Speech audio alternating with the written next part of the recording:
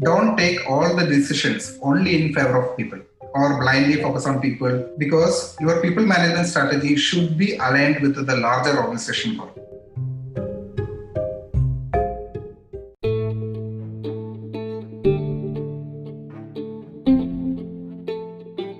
Hi everyone, thanks for tuning into Nodes of Design. To help support our mission spread knowledge, we have a very special guest on today's episode. Let's welcome Lijo Joseph, who is a passionate design entrepreneur with 19 plus years of experience in delivering innovative user-centric design experiences and creative direction for various digital applications. Currently, Lijo is the head of design at India and APAC at TCS, where he started a design studio at Kochi by building a team of 70 plus creative designers in less than 2 years, which became the most sought after design hub for digital enterprises in India. He is also winner of various prestigious global design awards, and he also holds a patent on design of Haptic-Enabled User Interface for mobile point of sale. Along with these, he is actively engaged in production and creative design for feature films and short films that have won several international awards and Kerala State Awards for Best Feature Film in 2017. On this episode, Lijo shared his insights on building a design team and also spoke about what are the various things that one must follow while building up a global design team and what are the various challenges that Lijo himself has faced. And also, we discussed on bringing up people's creativity from different aspects and channel them into one common goal so that everyone can work as a better design team. In the later part, we also shared few insights on managing and supporting a team from an individual perspective as well as on a whole for the better growth of designers and the community. Hope you guys enjoy this episode, and on every Friday we release new episode with different creative leaders around the world to make you help better understand different topics of design. So don't forget to tune in into Notes of Design every Friday. With that being said, happy designing everyone.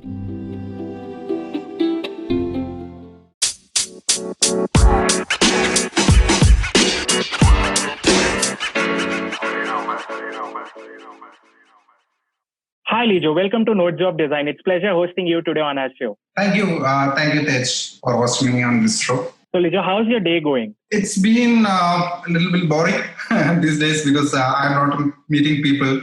I always enjoyed being with people.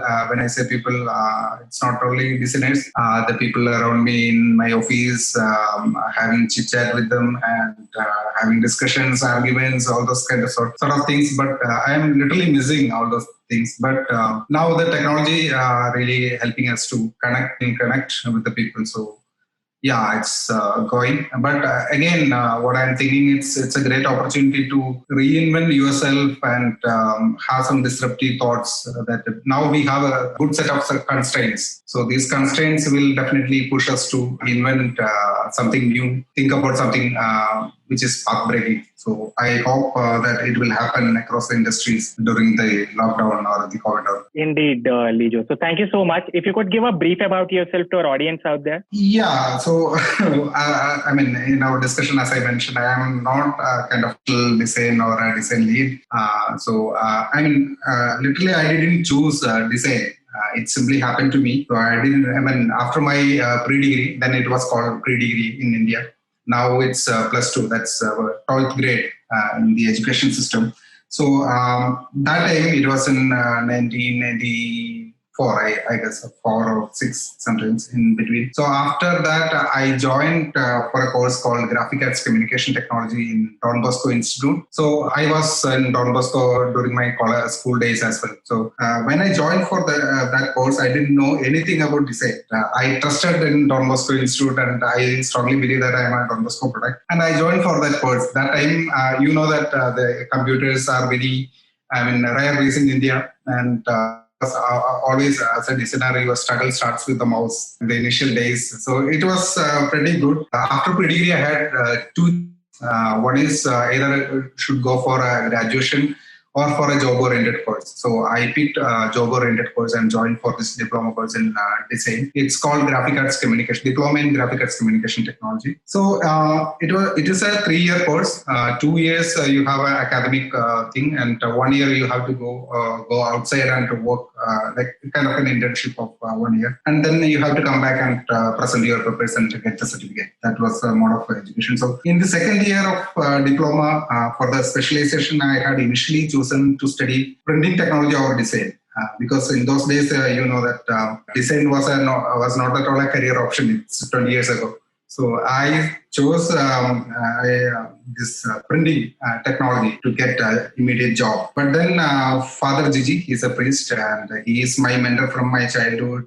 He is my design guru. Actually, he taught me design during my diploma. So he actually decided that I should choose design over printing, and I only applied to it. So that was certainly a decision which changed my career. And my entire career as a designer, I owe this to him. So there is an article I had recently posted regarding the people I'm grateful for as a designer, or those who guided me by their hand in the junctures of life to become a designer. So those of you interested can check it out on my LinkedIn page. So that's how I landed with design as my career. And but trust me, I have always felt a divine connection with the design, just like how a devotee has with his Lord. So basically, if you visit a temple pay the devotion to your Lord, it may be big or small or crowded or the ones with the long queues, but it never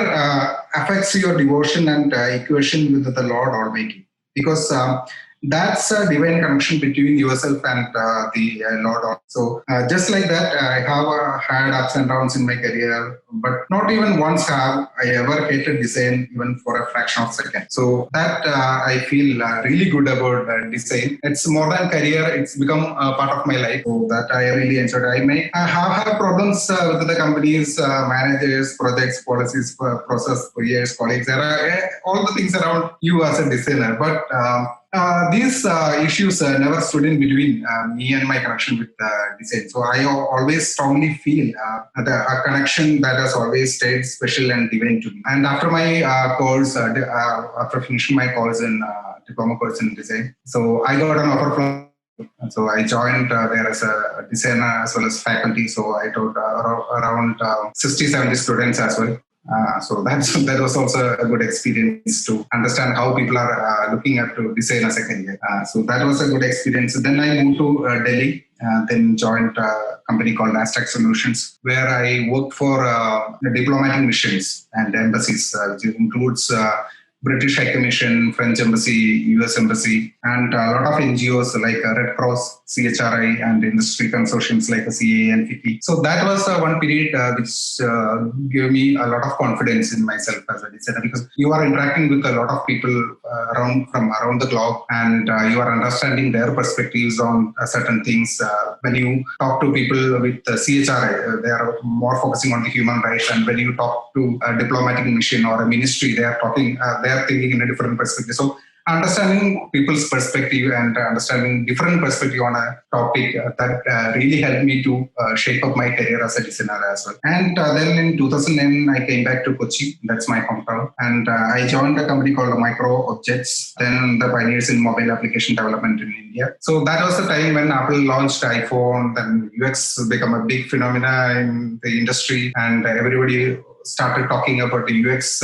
So till then I was into print design. Then that was the biggest decision I had made, and a lot of my friends helped me to take that decision. So I moved from print design to design for digital. So that was a big shift, and I see a lot of people even now, they are not ready to move, or they are not ready to embrace the new opportunities or challenges, which is, or opportunities rather than challenges, it's an opportunity. So in digital platforms, so they are not literally ready to move in that direction. So they have their own, reasons for that. I really respect that. But at the same time, these are the opportunities we have. And I'm very fortunate to get that opportunity in the early stages of that boom happened. And then I joined TCS in 2011, and I founded Design Lab, the design studio for digital enterprise in Kochi. So it was, TCS is known for engineering capabilities, the consulting capabilities. So it was the first time we are building a studio there, and that too from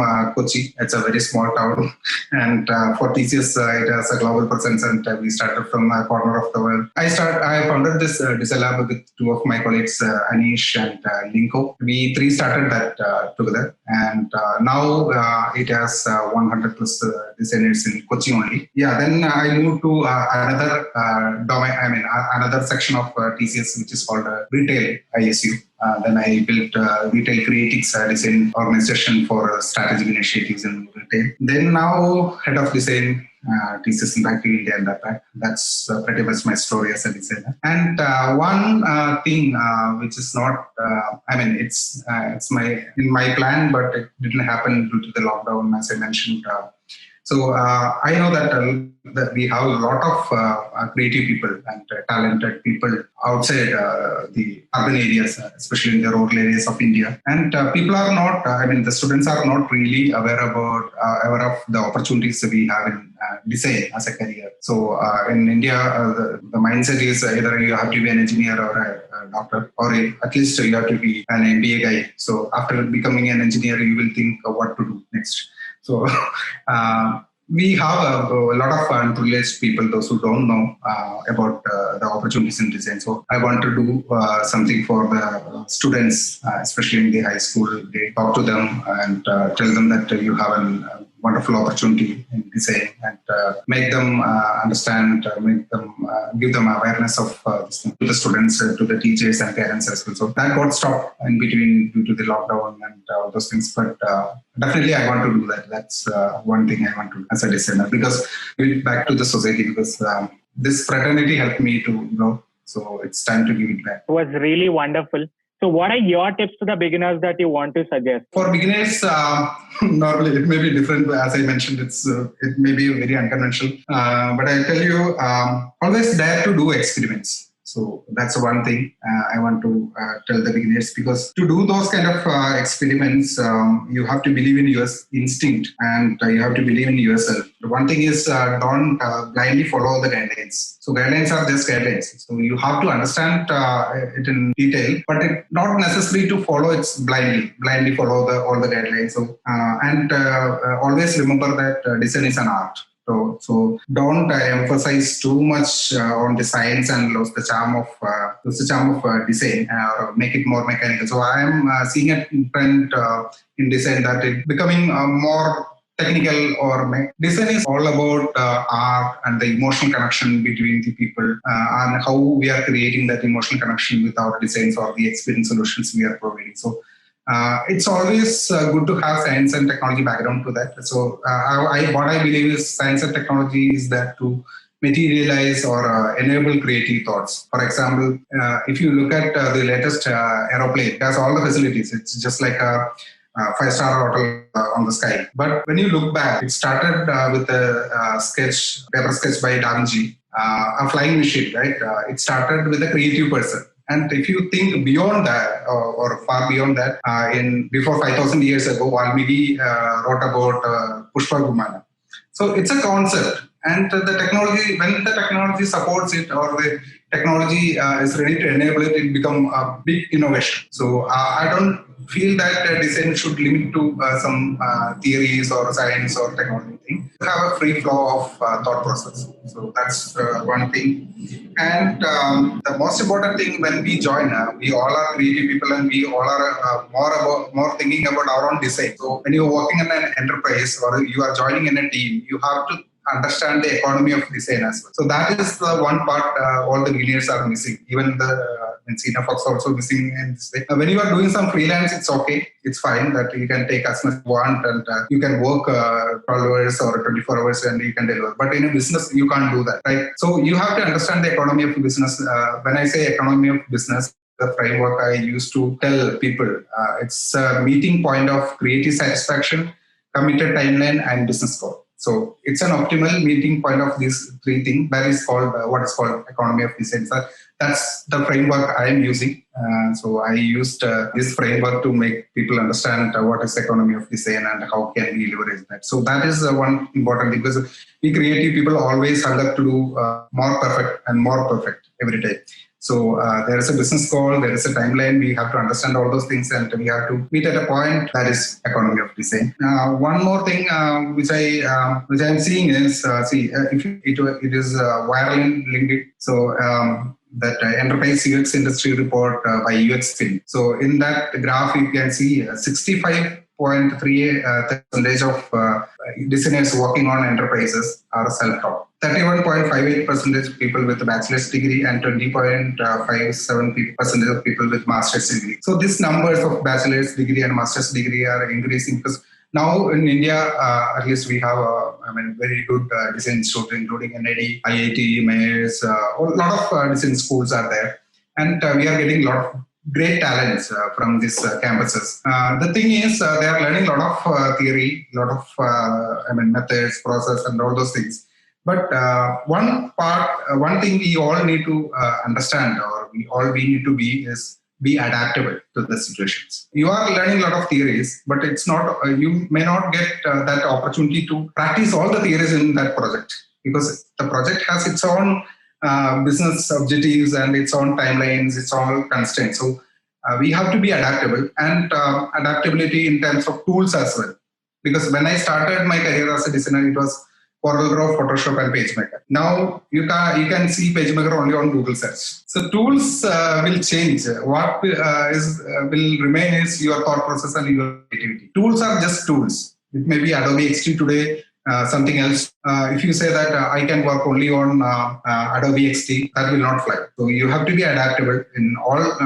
When I say adaptable, you have to be adaptable by all it means. You have to be adaptable with the team spirit. You have to be adaptable with the company culture, business goals. So that is one thing. It's very important. What I feel, and don't think that projects are the only way out to express your creative thoughts. So that's one big problem. So a lot of people come to me and saying that, so this is a boring project. I am doing monotonous things. So don't think that this is the only way out to express what or practice what you learn. There's a big world out there. You can do your own personal things to express your creativity. There are a lot of platforms available there. So don't disappointed with what you are doing.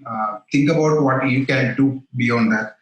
And next is keep observing everything around you and have a curiosity to understand things and don't hesitate to ask questions. Even if Norman is coming up with some design principles or theory, feel that I have a question, just ask it.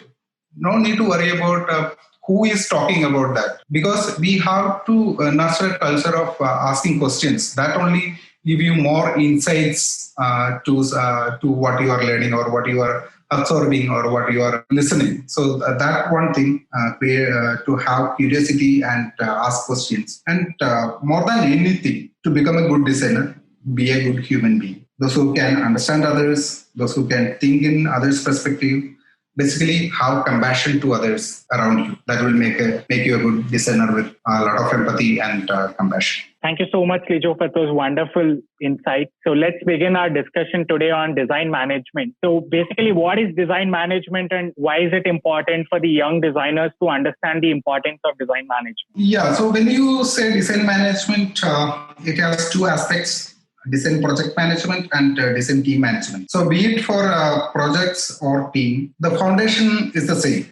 That's people. So we are building a team on people, not on Excel sheets or any hard book rules or anything like that. We are building team on people. That's the first thing we have to understand. And the people you are selecting, especially when you are building a team from the scratch, it's very crucial, as well as the culture you are imbibing in the team, because that is going to decide the future of the results the team is going to produce in future. And as I mentioned in our discussion, you need to make the team understand that the team is important than any individual in that team. So I always insisted all my team members to talk to the candidate whenever we are conducting an interview, to understand the person and share their feedback on the candidate to decide whether he or she can be one among us. So that is very important, because we are not just selecting people. We are selecting people with whom we can share our space, our thoughts, our ideas. So it's very important to have right people with the right spirit. Of course, we need people with great skills, but more importantly, we need to have like-minded people with the right attitude and willingness to share the same spirit of the team. So that is important. And as you know, creative people need to be treated in a very different way, especially in an enterprise environment. So we need to understand them from their perspective and believe in them and their potential. So most of the time, they may not be aware of it.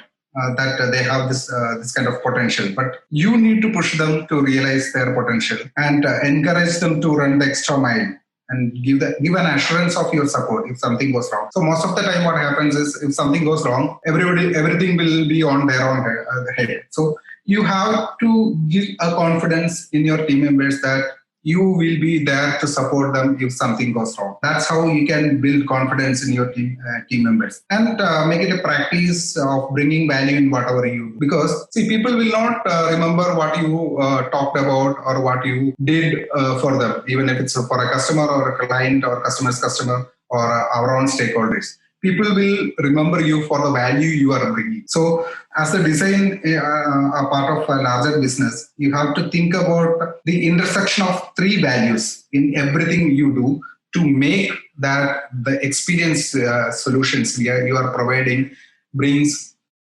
great value to the organization, to the customers, to the client. So the intersection of three values, that is, one is business value, and second one is functional value, and the third one is the most important, emotional value. So in whatever you do, what kind of design you do, you have to make sure there should be an intersection of three values: business value, functional value, and emotional value. Thank you so much, Lijo. So as you have built these teams from the scratch, so how can we ensure that in an organization, we bring up the people creativity from different aspects and channels so that everyone's focused on one common goal? So how do you communicate the same to the higher stakeholders? Okay, that's a very interesting question, especially when you are starting a new team in a large enterprise. It's very important to make your stakeholders understand that people are with a different skill set, a different type of styles, different way of doing things are important to achieve a goal. So I will give the answer in a different way. It's very simple. Just play the highlights of India's World Cup journey 2011 or highlights of Mana's winning streak, not the latest one. Okay, even I had a heartbreak last time. So I am talking about the Xavi, Iniesta, Messi time. So first thing you have to understand, you can't win a match with 11 Sachin Tendulkars or 11 Messis. You have to have all mix of people. And it's just like a football game in a more easy way to understand. So in the beginning, when you watch a football game in TV, you can see when they show the team structure, you can see people at the positions, standing at the positions like back, goal, keeper, midfielder, forward, so and so. But once the game starts, it's all about supporting each other and aim for a goal. That's the thing. And their positions are really not mattering. What matters is collaboration. How are you filling the gap, complementing each other and helping each other get a goal? So that is the spirit we all should have as a team. We have the people with a different skill set.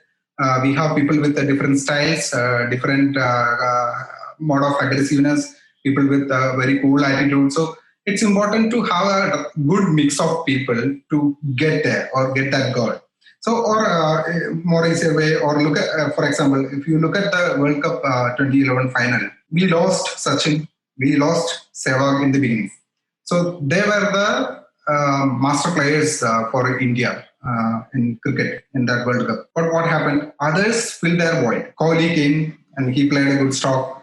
Gambhir came, he played a good stroke. And Dhoni finished strong instead. So that would be the team spirit, and that's why we need all kind of people. This is the best way to make them understand that we need all kind of people with a different skill set and with a different kind of approach. Thank you so much, Lijo. So any best practices to manage and support a UX designer and a wider UX team altogether? Yeah, in my team, we have a lot of initiatives, but in every initiatives, what we are making sure is it should empower people, give them ownership, and always build an emotional connection with the team. So important thing is, please never don't equate your designers as a source of billing with years of experience into hours, into dollar bill rates. He or she is a husband or wife, sister or brother, son or daughter, a friend, father or mother. So they have many roles to play in their life, and we have to understand in their perspective as well. So never ever consider your teammate, your colleague, or your designer in terms of years of experience into hours into dollar bill rates. That's the fundamental thing. And having said that, don't take all the decisions only in favor of people or blindly focus on people, because your people management strategy should be aligned with the larger organization goal. Or in other way, you have to make sure that the designer or the design team should be aware of the business goals of the organization as well. Because if you too much focus only on people, your business will suffer. So you have to have a balance, and at the same time, you have to consider people as the foundation stone for all your growth. And you have to be a corrective force always, and at the same time, a strong supporting mechanism, as I mentioned, for your people. So always place challenges in front of them to help them to reinvent themselves. So many times they will be in a comfort zone after a point of time. So you have to give them challenges, right challenges, to help them to reinvent themselves or help them to go beyond the limitations, what they are thinking that this is my limitation. So you have to place them right challenges in front of them, and always take the responsibility of all the failures, and at the same time, make the team understands what went wrong and what are the measures to be taken in the future to avoid such situations. Second thing, you all heard about the story of Abdul Kalam. When something good happened, he always give all credits to his team members, and something goes wrong, he always takes the responsibility. So that is very important. So we all should give them all the credits of success. And at the same time, you have to come in front and take the responsibilities, because you are responsible for that as a team leader. And one thing we all need to understand is that whatever we achieve as a leader or a manager or in a senior, of course, you are putting a lot of effort. But more than that, it's all because of the team, their effort, their dedication, and their commitment. So be always grateful to them for whatever you are achieving in your career as a senior person in the organization, because a captain is only as good as a team. That is the line. And we, as I mentioned, we have a lot of initiatives like you and I Talk, for example. So it's a miniature of TED Talk series. So the team members can take presentations anything under the sun. So it will help them to, you can see a major problem with the designers that they really work really hard. They are very creative, but the area they are failing is how to effectively communicate this to the customers or the client or the stakeholders, or how can effectively convey the message. So this initiative will help the designers to get that kind of confidence and courage to give a presentation before a larger audience and give those kind of or convey that your ideas in a very effective way. And at the same time, we are always having UX workshops, like you pick an application and discuss about it and find out you can say heuristic evaluation, and you can suggest what can be done better in this application, even if it's from Apple or any big companies in the world, those who are pioneers in experience. You can always think about something can be done in a better way. So that will push our listeners to think beyond what we have right now. And one more thing we have is board meeting, which helps people. And it's a unique concept at Lab. We used to have a concept of yearly board meeting within our team. So every year we get together to review the progress of the team and check out the plan for next year. So it's just like a board meeting of a large company.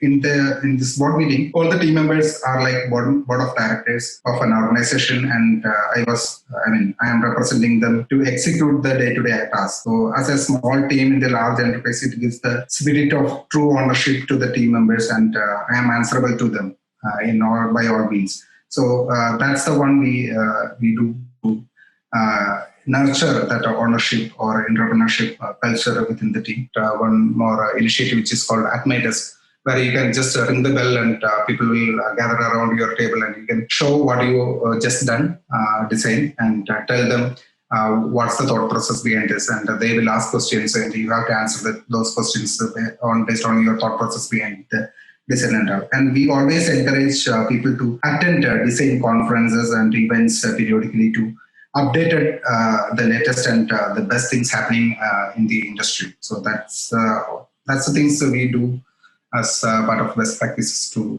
nurture the team. Thank you so much, Lijo. So when we talk about expanding design teams, so how does it work, basically? So despite a good beginning and an established team culture, it's a big challenge to keep that momentum as we go or as we grow beyond the original crew, those who are the founders of the team. So that time you have to invest a lot of time to ensure that as you scale up, you still preserve and uphold your cohesive culture, that both in person and spirit. So that is very important. And you have to create a positive and encouraging atmosphere where people are excited to work, love to work together, be happy, and be happy to learn and foster their creative thoughts. So we need to create that kind of environment within the team where people want to come to office or want to join the team to do something. So that spirit we need to create. And you have to create a climate of trust and openness. So a one for all and all for one approach to friendly and informal nurture. And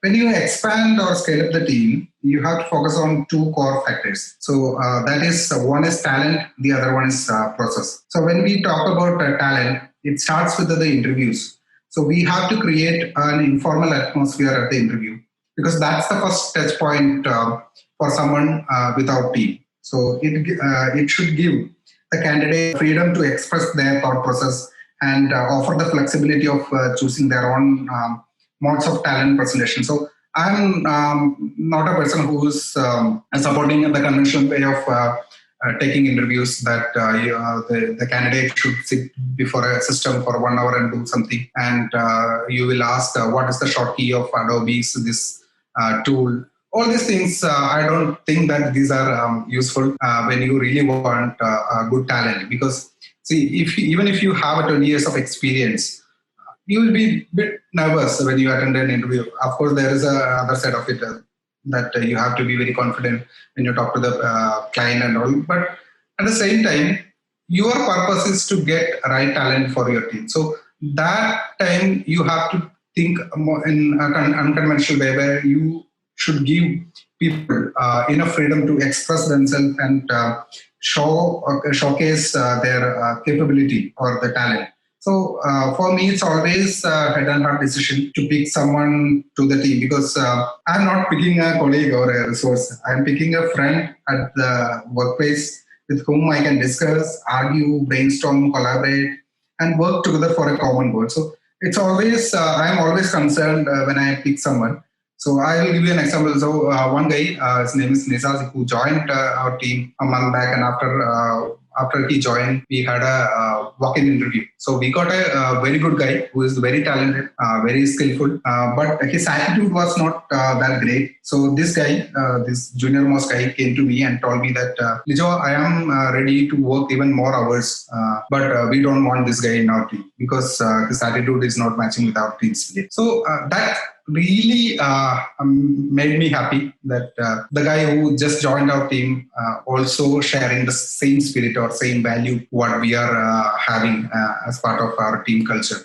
So it's very important to pick the right people. And one more thing is, even if a candidate is not selected, you have to ensure that you help them to understand further opportunities in the digital platforms or any other opportunities, and support them with the guidance, because he and you are part of the same community, which is the design community.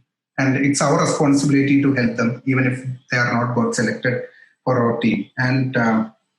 And it may not be possible when you do large-scale recruitment as the team grows, because we took years to reach from 3 to 50 member team. But after 50, we did campus recruitment, and it didn't take that much time to reach the 100 marks.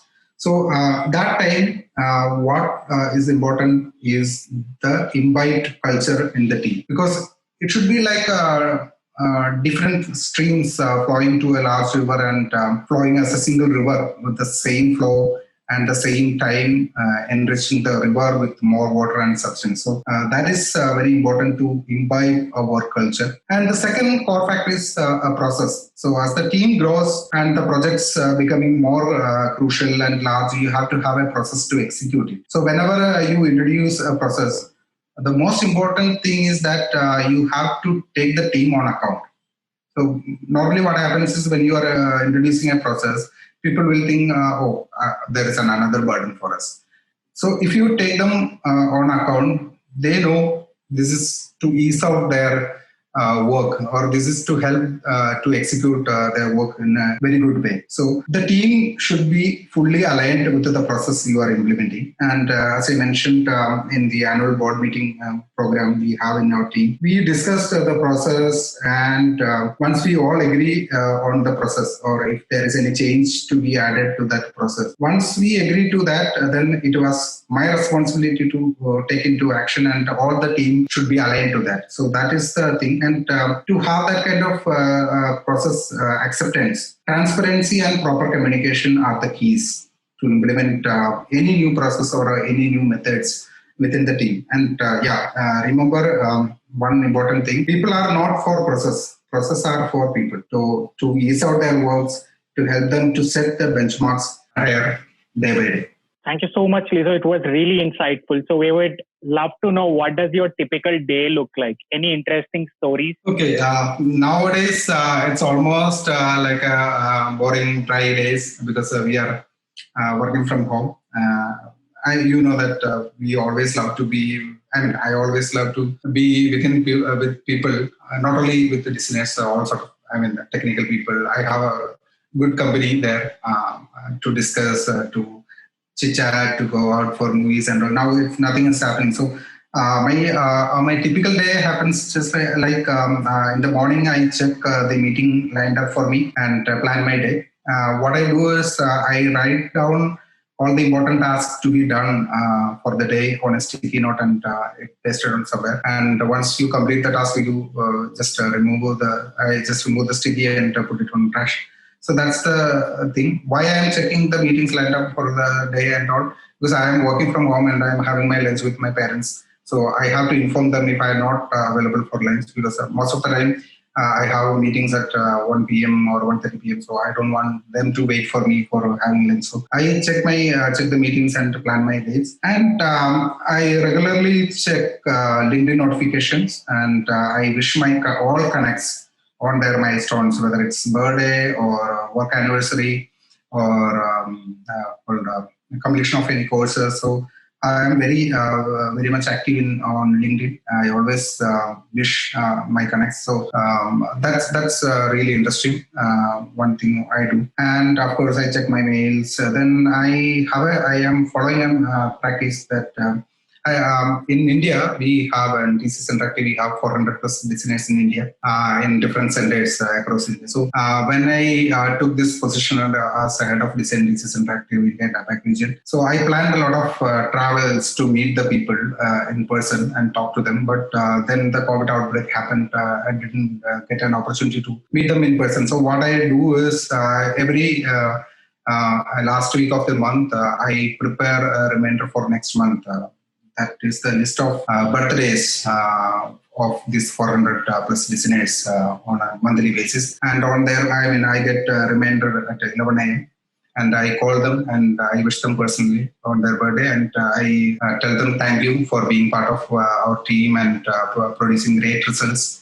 And thank you for inspiring us. And so that's the one thing I religiously do. And connect with all the design leads across India from various centers. So it's not like micromanagement. I don't like micromanagement. They are very talented and capable of taking up their responsibilities. And if they have something to discuss, or I want to share something with them, so I do that. And followed up by respecting meetings for the day on a new design proposal or team connects or something.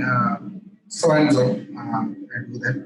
And apart from my professional career, I am very much involved in the script discussion and creative discussions of our movie production. So we have a very small movie production company with my friends. So we had produced 2 movies. So I am involved in that as well.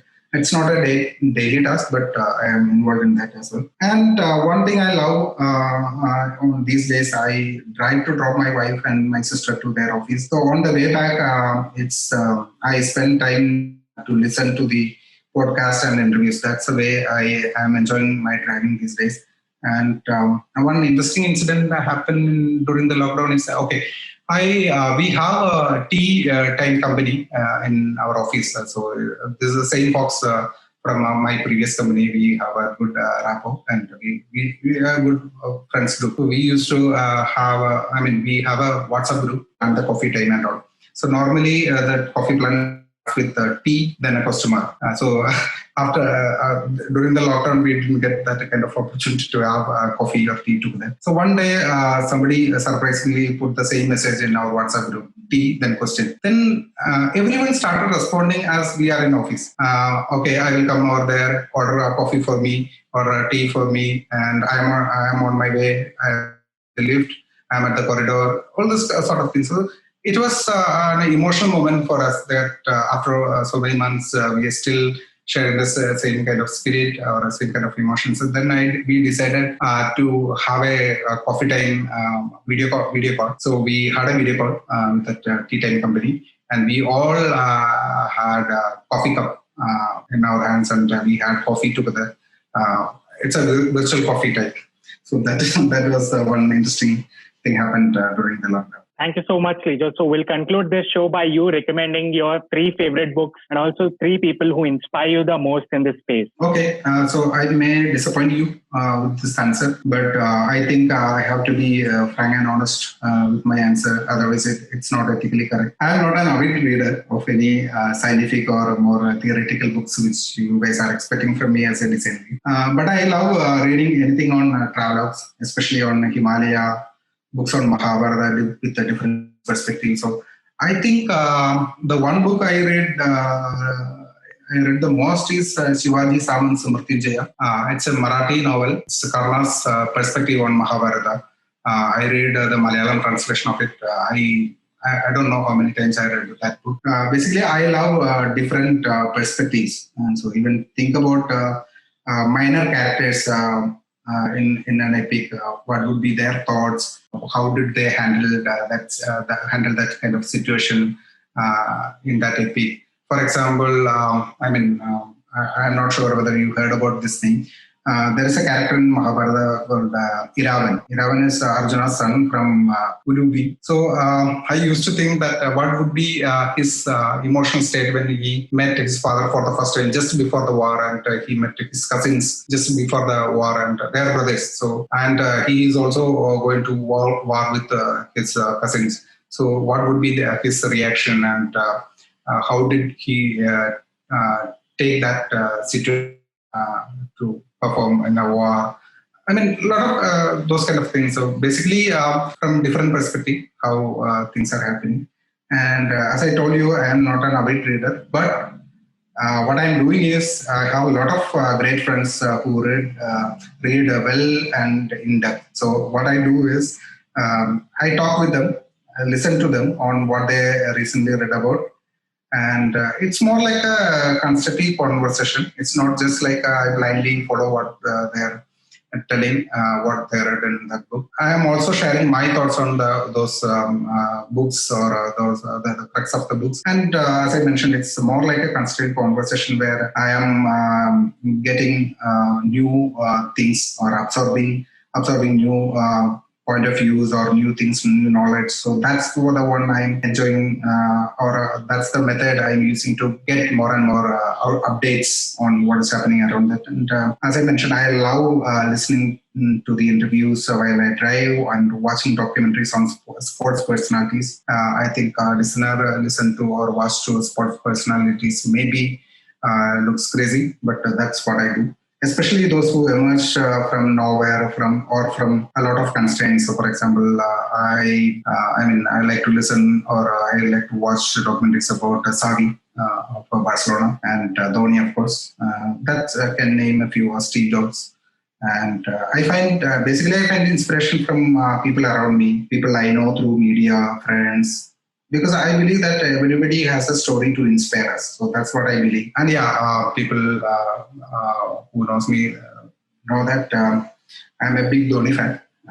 He inspired me a lot in my career, not only because he's a captain of the team and a cricketer. He's the one who emerged from a small town and become the biggest star in India. And the way he is handling the pressure situation, the way he handling the team, and all those things. So that is that. And sorry, I mean, as I mentioned at the beginning of this answer, so I don't have a list of 3 books to recommend. But what I would suggest, again, it's my point of view only. And once again, sorry to disappoint you for not recommending 3 books, because I am not an avid reader. So it's not correct that I am faking and recommending some books for you. What I would recommend is read and understand the classics or epics of your own culture than jump into others, because it's a treasure you get or you got inherently. It's tested over the years. It's inspiring over the years, and it will lead you to the new thoughts, new paths, and it will make you ready to embrace the new light and changes. And it's all about human. Thank you so much, Lijo. It was a really insightful and wonderful session. We are looking forward to host you again in our upcoming episodes. Thanks for your wonderful time. Thank you, Tej.